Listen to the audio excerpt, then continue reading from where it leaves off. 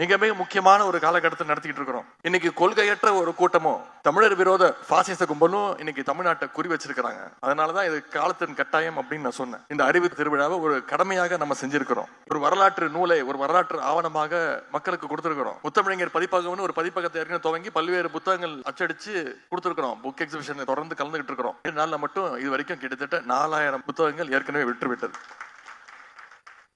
கழகத்துடைய தீர்மான குழு செயலாளர் அண்ணன் அக்ரி கணேசன் அவர்கள் ஒரு வேண்டுகோள் கடிதத்தையும் என்னிடத்துல கொடுத்திருக்கிறார். வேண்டுகோள் மட்டுமல்ல, அதோடு சேர்ந்து ஒரு 10 லட்சம் ரூபாய்க்கான ஒரு செக்கையும் கொடுத்திருக்கிறார்.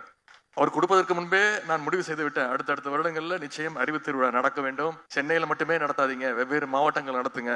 அப்படி நடத்துனீங்கன்னா இந்த செக்கை நீங்க பயன்படுத்திக்கோங்க அப்படின்னு ரொம்ப தெளிவா அவரு அந்த கடிதத்தில் எழுதி எனக்கு கொடுத்திருக்கிறார். நிச்சயம் அடுத்த வருடம் வேறு மாவட்டங்கள் நடத்திவிட்டு அந்த செக்கை நாங்கள் டெபாசிட் செய்கின்றோம்.